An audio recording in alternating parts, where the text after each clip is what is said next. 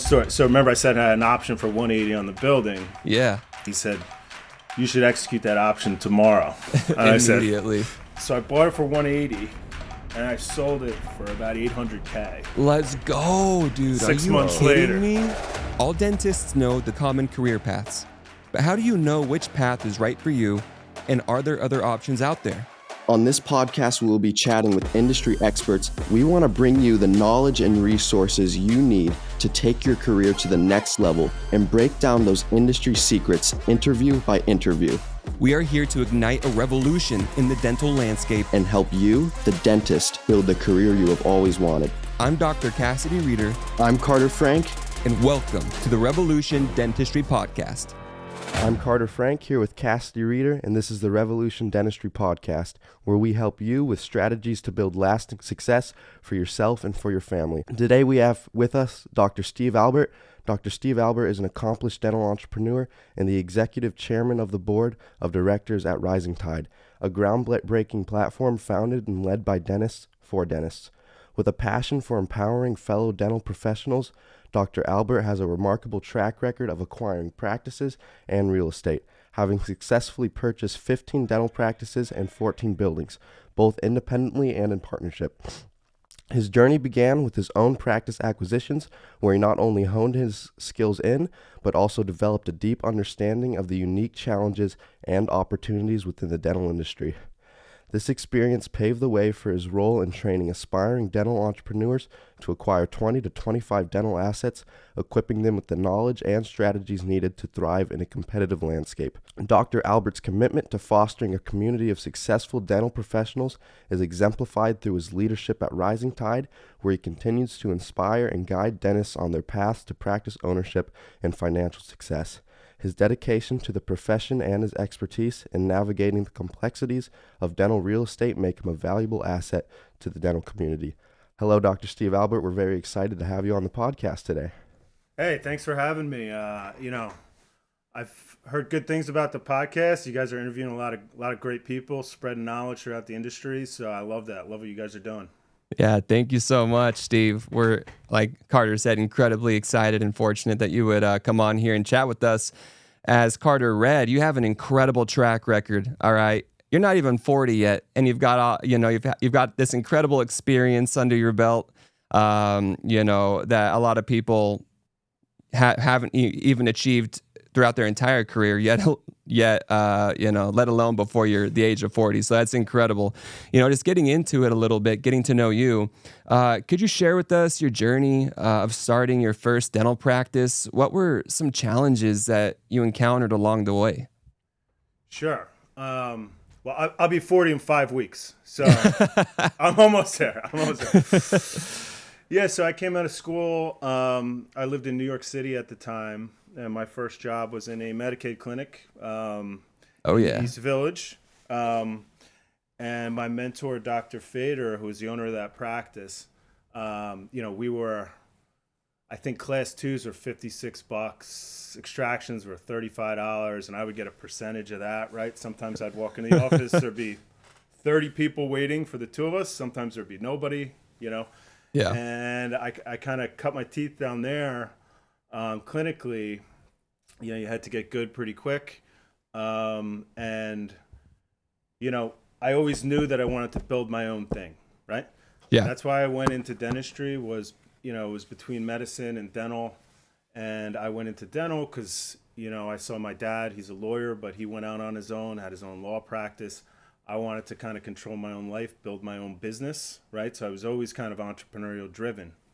And I kicked the tires on a couple practices to buy, but it really wasn't for me. I knew from my first one I wanted to do a startup, right? So I didn't know anyone that did a startup. So I went on the Dental Town threads. I spent thousands of hours studying everything I could. I went to breakaway seminars with Scott Luna to, learn everything that he was teaching. And when I signed the lease, for my startup, then you got to build out, do all that, right? Right. So I was about 4 or 5 months away from opening, and everyone told me, don't tell your boss, don't tell Dr. Fader, because he might find somebody else. You'll be out of a job for 4 to 5 months. that wasn't A, how I operate, and B, how my relationship was with him. So the day I signed the lease, I said, Dr. Fader, I want to talk to you about my future plans. I just signed a lease.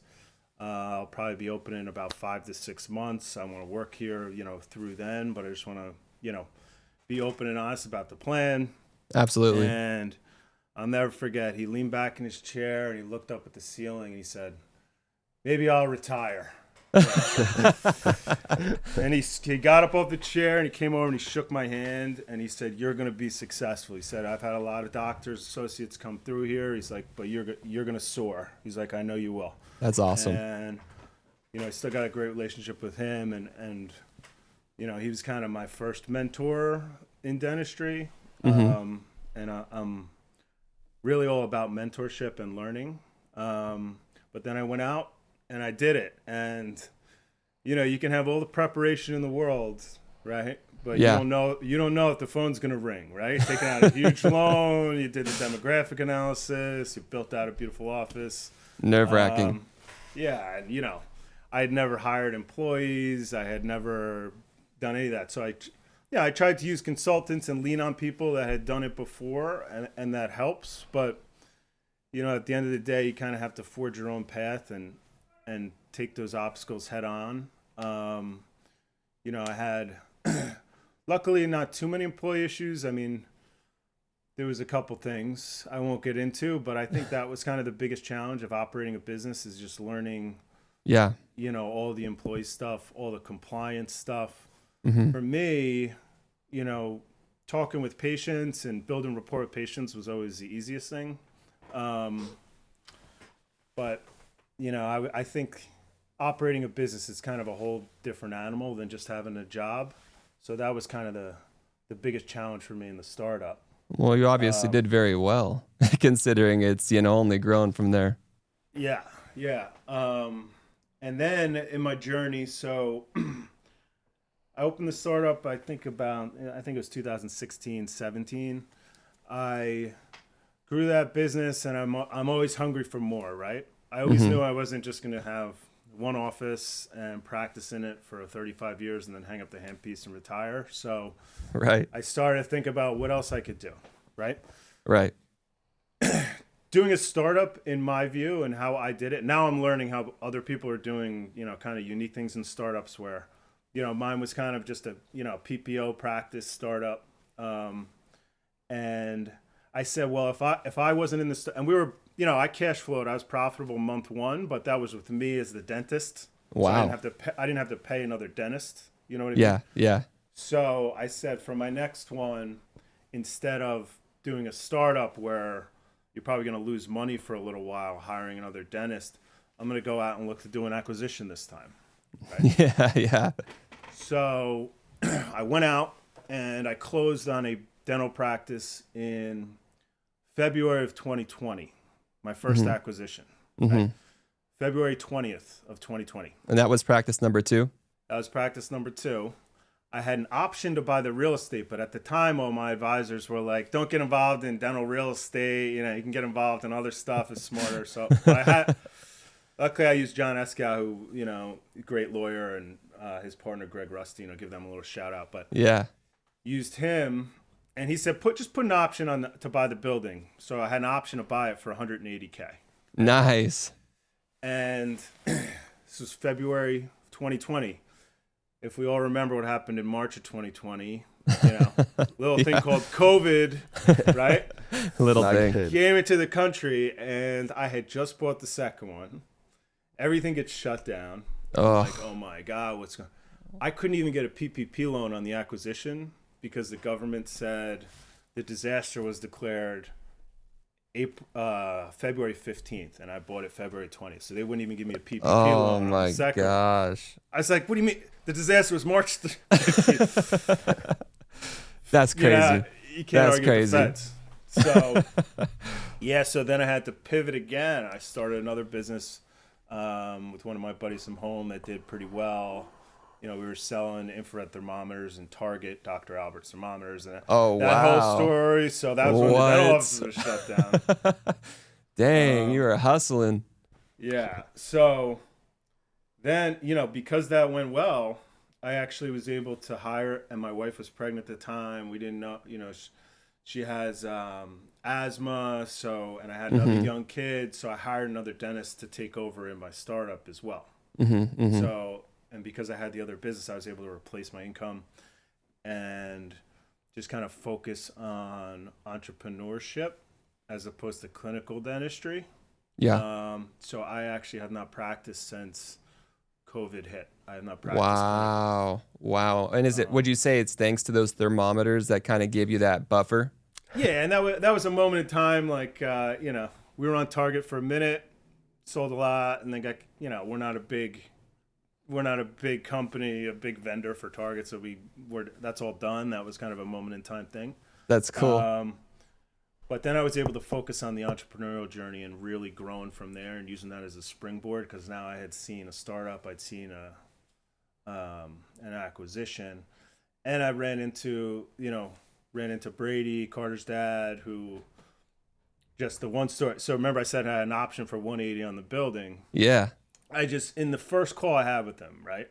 I said, I got an option to buy this building for 180. He said, you should execute that option tomorrow. Immediately. Said, how do we execute it? We'll get you a note to buy it. So I bought it for 180 and I sold it for about 800K. Let's go, dude. Are you kidding me? Yeah, and I would have had no idea if I didn't know Brace. That's how I kind of started the journey with real estate. Gosh, that's incredible. I think Carter's got a question as well to continue. So you know better than anyone, right, that starting and owning a business is very hard and very difficult. And now you're part owner of multiple dental practices. So I was wondering if you would mind sharing your experience from transitioning from being a single practice owner to just managing a bunch of locations. Oh, yeah. So it's definitely harder, right? Bigger business, more problems, especially if you're at the top. You're gonna have to deal with any of the problems, right? When everything's going well, it's like, all right, it's all good. When there's problems, you really got to dive in. I think the biggest thing is having partnership, and then also having a lot of different experiences, kind of putting your heads together and brainstorming as you grow. Like, you can't really do it on your own. So I had a startup, I had an acquisition, then I acquired 2 more, and I was kind of running all 4 like on my own, and the systems are starting to break down. Oh no. You're not in the offices, right? You got to hire a hygienist. I'm writing the ads. We got to figure out what to do, and they're all disparate, right? They're all doing things different ways. So it's like, you're the CEO, CMO, CDO. Yeah, and you tell the office, just keep doing what you're doing because you knew the financials were good, and we'll keep running. But then, you're not in there. So how do you provide the checks and balances and the audits and all that? So that's why I really believe having a team. So I brought in Misty Bauer and her team to kind of help manage my 4 practices. That really helps a lot. Now, you still have to deal with issues. It's still hard. There's still work. There's still problems you have to figure out. But to have, knowing what you're good at, what you're not good at, and what you're not good at, bringing in experts to kind of help manage that is really a key thing for scaling. Wow. If you want to get big, you can't really just do it all on your own. You got to bring in good people, right, to help you. Bring in A players, as I like to call them. A players. So, what you mentioned, the manager. What was her name again that came in and helped you? Misty Bauer. Misty Bauer. So you mentioned, Misty being very pivotal in helping you manage and grow these practices. Were there any other, people or responsibilities that you felt delegating was essential that really, really helped you grow or maintain those practices? Yeah, all the staff. We have great office managers. We had a couple transitions, people leaving, and like a great office manager leaves, and you're like, oh no, this office is gonna crash, and then you find somebody else who's just as good, if not better, right? So, Misty has really helped me in my journey with my practices, and also, she's managed a lot of the other ones that we acquired. Okay. The biggest, toughest part of acquiring a practice, in my view, is really just kind of right at the beginning, because the staff of the practice you're acquiring or partnering with, they're all nervous, like, what's going to happen? Am I going to lose my job? Is my pay going to be cut? Right. Having someone that can go in there, right, and project that they're going to be helping them and supporting them, and they're going to, get through some of the changes together, knowing when to bring on the changes, not throwing everything at them right at the beginning, going through, even the minute, changing the bank accounts, recredentialing insurances, getting them on a different supply ordering so you can get cheaper, sometimes 50% off their supply. Oh my bill, gosh. right? All that is kind of getting in a person that can help mitigate that change. And like with what I'm doing and what I was doing, I couldn't go in there and Right. kind of do that. And I kind of was just flying by the seat of my pants. The first couple, I'd go in there and be like, hey, I'm Dr. I'm the owner. And Surprise. didn't have the experience of Misty, her team, the other kind of RMOs I've worked with that can go in there and really, Create those systems. and create the systems and be the person that's going to help them, implement those systems. That's awesome. That's huge. And, as one of the so you mentioned Rising Tides, that's an incredible group that you, are one of the founders of. So, regarding Rising Tide, what inspires you to establish this platform? Can you explain what a platform is, and what were some of the challenges that you faced along the way? Sure. So I kind of, just to take a step back. So after I acquired those four, and the third and the fourth one was with Brady's old group, the DDSO Alliance, and I went there and I met a bunch of entrepreneurs. I believe in learning from everyone, as much as you can, right? Life's short, as much as you can learn as early as you can, and that's why I love podcasts like this and what you guys are doing.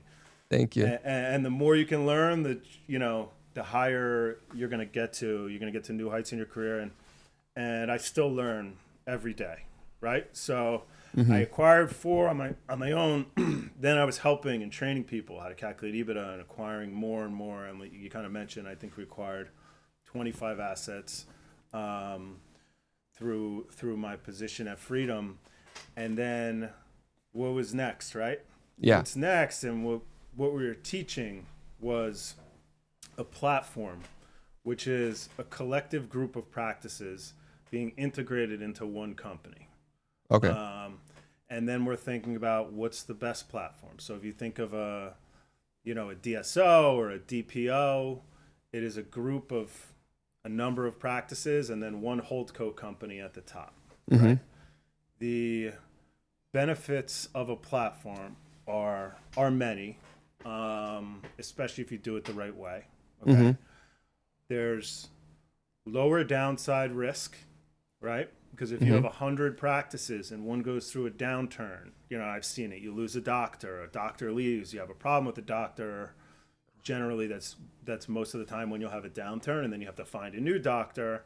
If you have 100 practices, you can easily, weather that storm, so to speak. The other part of it is that there's much higher upside. Okay. If you have one or two or three practices, the valuation on that is going to be much lower than if you have a larger organization with much more EBITDA, which is how, generally businesses are valued. Big businesses are valued based on EBITDA. So the more EBITDA you have. Can you explain to our listeners what EBITDA is for those who don't know? Sure. It's earnings before interest, taxes, depreciation, and amortization. Okay. And, put simply, you take the revenue of the practice and you subtract all the expenses, all the go-forward expenses after you would sell the business. And that is your EBITDA. It's kind of a mark of profitability. And, I've taught that to hundreds of dentist now. Thank you. I'm And happy even to more go now. into it, but yeah, because if that's the way PE or platforms are going to value a practice, that's how I want to value it in general, for a lot of reasons. But if you're going out and you're trying to acquire a business, you really want to know what the EBITDA is. You want to know how to calculate it. You want to look for opportunities to turn a couple dials to increase the EBITDA, make that business more valuable. So a platform, if done the right way, it's going to be very, way higher upside. I mean, sometimes 3 times more valuable, the EBITDA within a group, than if you're just buying a solo practice or just have one location. And, in our platform, all the dentists, we set it up a different way where these dentists are all partners and we own almost 90% of the platform is all owned by the dentists. It's incredible. Okay. So we took our EBITDA of our businesses, we valued it all the same, and we rolled that in and we're trading it for Rising Tide Holdco stock. So that's the stock that we will hold. That's the stock that's worth 4 times more than it was if we just have our solo practice. And there's a lot involved with that. I don't know how much you want me to get into. No, I mean, I think, sorry, Carter, go ahead. No. So digging into that a little bit more, could you provide some insights on the structure of Rising Tides and maybe the general revenue model of the group? Yeah, absolutely. So we're a, doctor-led, doctor-founded organization, okay? Our board of directors is all doctors. Our C-suite right now is all doctors. Just to give you an example, I have a buddy who I went out to lunch with who's also starting a dental platform, right? He's a private equity guy. And I asked him what his cap table was going to be. He's got about 16 practices. They're merging together. Yeah. And he said, well, it's my private equity company that founded this, so we own 80%, the dentists own 20%. Right? And he said, and the cap table means the ownership. That's another word for ownership of the platform. Thank you. Cap table, who owns what percentage? And he said, what's your cap table like? And I said, well, our founders own 90%, and then we have some strategic partners that either brought us together or are helping us build this, and they own 10 to 14%. And he was like, whoa, that's generally not how it's done. And so we believe that makes us different because we own the vast majority. We have all the control. So that's one piece, right? Now, our stock, what makes our stock different? The Rising Tide Holdco stock. We're trading the value of our practice for the Holdco stock. One thing is, now we're not taking cash out at the beginning either, right? So we're all rolling our EBITDA for stock.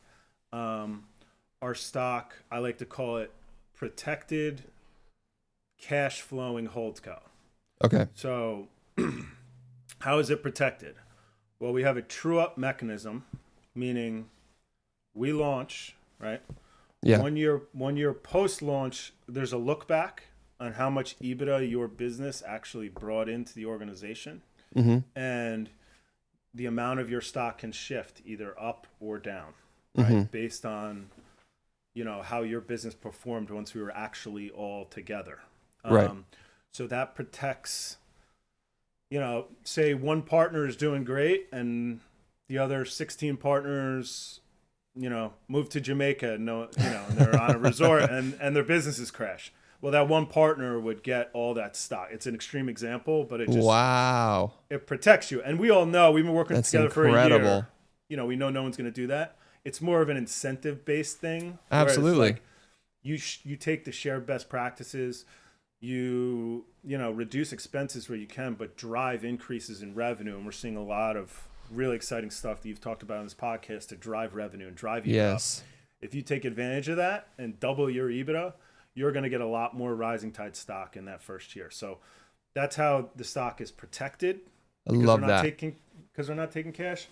And then it's cash flowing. Because remember, I said we own almost 90% of this company. This company has 10 million of EBITDA. It's pretty low levered. We have about, pretty low debt related to our EBITDA. So where does that cash go? That cash gets distributed out to the partners and the owners of the organization in dividends, right? Until we go through, a liquidity event, we will be collecting dividends based on our stock. Most DSOs, they give you some cash, right? And then they'll give you a piece of paper and say, this is our holdco stock. This is worth a lot when we go out and get to a recap, right? Right. What happens if they don't get to a recap, right? And some of them aren't. Piece of paper is worthless, right? Worthless. If you have mismanagement, if you have people who don't know what they're doing, if the DSO crashes, that stock's not worth anything. Ours is because we cash flow, right? That's incredible. So that's the two differences. Is your model pretty unique in that this isn't really going on anywhere else? It's the first one I've seen at that kind of cap table, right? With a true up, with the dividends. It's a model that is more so for an entrepreneurial kind of mindset dentist. As opposed to, maybe a dentist who's just at the very end of their career and they're looking to cash out and walk away and retire. Like the model is more for a growth-minded entrepreneurial dentist. Right. You are speaking Carter and I's language here, Steve. Oh my gosh. We are trying to, part of our mission with Revolution Dentistry is to educate dentists about these types of opportunities and models that exist out there. Like the type that you guys have taken advantage of and that you guys have created. It's absolutely stunning what you guys are doing. I haven't heard of that anywhere else, especially at that cap table, right? When you met with that private equity guy, he was shocked. And not only was he shocked, all of us are shocked hearing this as well. And that is something that Carter and I are so passionate about, is educating dentists on the importance of taking advantage of those strategies and the game, if you will, quote unquote, that private equity plays, because like you just explained, private equity, when they put all this together, they're like, yeah, since we're the ones doing everything, we'll give the dentist a minority share. And that's what, we are trying to help people understand, dentists understand, is that they don't need to have that minority share. They can be at that 80, 90%. They can be in the majority ownership position for, groups, for practices, for platforms like this. They just have to learn how private equity plays the game, Exactly. Yeah. There's So, no reason man. that, a lot of private equity or DSOs, they just see dentists as cogs in the wheel, another employee, right? Yes. Another person to spin the handpiece and generate revenue. We want you sitting in the chair just doing that. I see it differently. I see private equity as someone that I can replace. Yes. I can learn everything they know, right? Uh-huh. And I have been, and I'm still learning, and figure out ways to tweak their model to make it better for the dentists. Right. Yes. And if you want to build a long-term organization, you need to nail transitions. Carter, your dad wrote the Transition Time book, which I'm sure you've heard him say, because I heard him say. Of course. And that's how I kind of worked my organization too, where associates, some people just want to be associates. A lot of them want ownership, right? They want ownership just for the economic benefits, but also for the fact that they can drive change and help grow the business.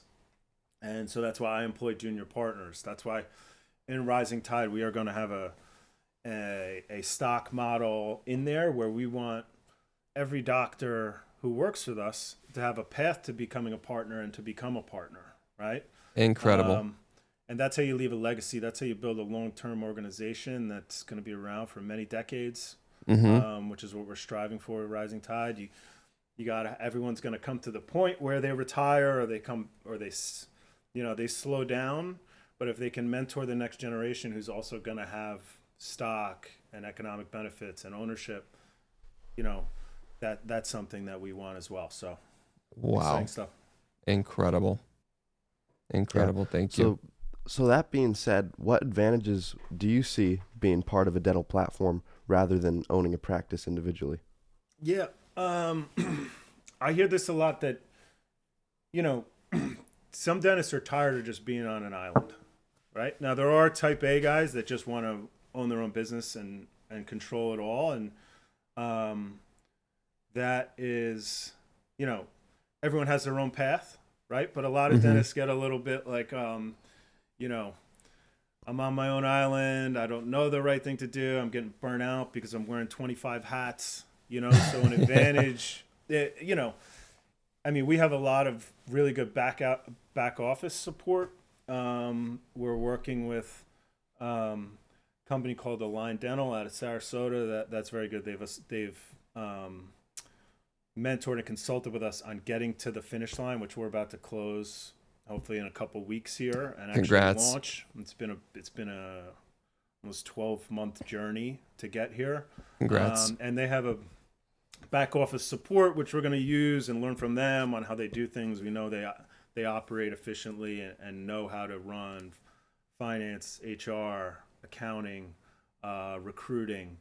So you are going to get a lot of that support in the platform, right? Hygienist leaves, you know, contact a recruiter and she'll get you a bunch of candidates that you can interview. So, you know, just those things where you're not wearing a ton of different hats, but also for me, it's like the friendship and the partnership that you have with the other dentists. So the other dentists that you can bounce ideas off together, right? You can brainstorm, put your minds together and figure out really exciting things and exciting ways to grow the organization.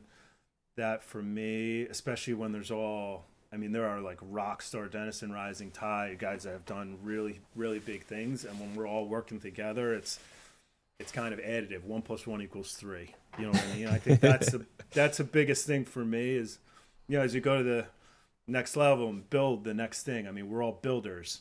To build this together is really, really exciting. I see that as a huge advantage to it. Huge advantage. You know, and you know, on topic with this, how would you say you perceive the next, you know, 5 to 7 years of the dental industry looking in terms of, you know, consolidation? You know, consolidation of the market right now is a pretty hot topic. A lot of dentists, you know, might not even know that consolidation is happening and that they're in the midst of a complete change of the industry. You know, so you know, over the next 5 to 7 years, how do you see the market looking versus how it looks today in terms of, you know, consolidation? Yeah, so I think consolidation is gonna keep happening.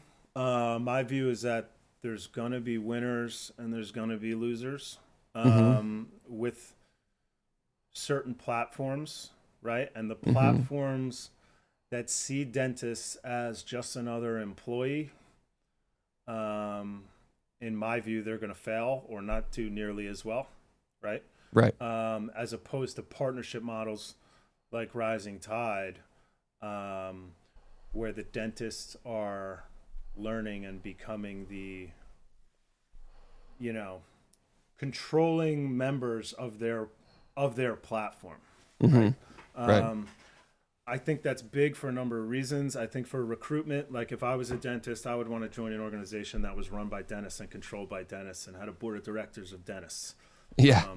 For a lot of reasons, right? So those are the organizations that are going to grow, and they're going to grow the right way, in my view. So that's kind of where I see consolidation. In terms of valuations, I think, you know, we took a little dip in valuation with the interest rates, just the macro environment, and some DSOs got in trouble giving out too high of a valuation and laying out too much cash to dentists that were coming in because there was such a scramble for good practices. That can be a little bit risky because if you're over levered, meaning you have very high debt related to your EBITDA as a business, right? Then you can't get capital in to grow anymore. Then you can't get to a recap. Then that piece of paper, all the piece of paper you handed out is not going to be able to be cashed in, right? Yeah, worthless. So we're a low leverage organization that's growing. So I think some of these companies might get themselves in trouble. Right. Also, this is a good segue. I can kind of tell you our 4 pillars at Rising Yeah, please Tide. do. Yeah. Number one is integrity and honesty. Okay, with all of our partners, all of our employees, our patients, just top down in the organization, integrity and honesty. What do I mean by that, and why do we put that in there? Well, there are a lot of companies. I mean, and I've seen a lot. Most DSOs will do what's called a quality of earnings to get you your EBITDA. Okay, so that's what your business is valued on. That's how they're going to pay you for your business, right? They'll do a quality of earnings, they'll pay for it, and they'll give you the number. And then they won't send you the quality of earnings. So you have no insight on, did they include this? Did they not include this? Right. They might, right? Is it 300? Is it 400? That could be a $700,000 difference in valuation. But we paid for it, so we won't even show it to you, right? Most of them do that. In my view, that's not the way you should do it, right? So in our organization, we have integrity and honesty also to our future potential partners. We'll show you every single step of how we calculate this EBITDA. We'll talk through and really give you a nice financial model. So that's awesome. Integrity and honesty, right? We also find that one of our pillars is innovation. And I think we might get into this in a little bit, but there are a lot of innovative things going on in dentistry. So we want to be able to pivot and move towards those innovations. Absolutely. Legacy, which we talked about, is huge as well with the transitions. So, I think when you do it the right way, you're going to see success. And we hope, and we're talking with other potential partners as well that want to join us. And it's really exciting. If anybody wants to contact me, if you're interested, we can absolutely kind of put my number in. You can absolutely text me or my email, steve@risingtidedental.com. Perfect. Chat too. So. Perfect. Thank you so much, Steve. And, I think Carter has a question about the All on X, which is a pretty hot topic right now. Yeah. So you mentioned that there's going to be a lot of new innovations in the future that is going to add to the practice value. And one of those innovations is All-on-X dentistry, full arch implants and things like that. So how do you perceive the All-on-X industry is going to change the field of dentistry in the next few years? Oh, it's gonna really change the game. Now we have, I want to say almost half of the Rising Tide doctors already do All-on-X. One of my partners, I give him a shout out, Dr. Deagle, is on the board of an implant company. I don't know if you know him. And yeah, of course. Deagle's awesome. Yeah, so he's a founder. We love implants in Rising Tide. We think implants have really, over the years have changed to really mold dentistry and make it better for patients. But the All-on-X things that we're seeing, going to these conferences and hearing different dentists, how they're doing the marketing, the treatment coordinating, and the clinical, seeing really, really innovative stuff. There's a doctor I just met who's interested in joining Rising Tide. Lives about a half hour from me, has 5 operatories, and he does 10 million a year in revenue. Oh my gosh. It's like things that you'll never see, but on top of just the revenue, he is changing so many people's lives, right? These people who, can afford it, but they just never had the right, they didn't feel right, or they didn't have the right price, or no one even presented that this was an option to them to, do All-on-X treatment and get full zirconia. And now it's even changing to where you can get it done same day. So you can get the implants placed. You can get them. You can get it printed in the back or in a lab and get permanent restorations done the same day. Because a lot of these patients, to get to that point, they might be scared of dentists or they might have a lot of reservations. So to be able to offer them just same day, it's just better for the patient. And we'll see how it goes. We're certainly exploring bringing that into Rising Tide. Like I said, half of our doctors already do some All-on-X, but when you learn these innovative ways to do, especially the clinical and the treatment coordinating, and shared best practices is huge. We always talk about it in Rising Tide. We'll spread it throughout the organization. work with other companies to learn, get to events, and it's an exciting time in dentistry. So I'm really excited to bring that in too.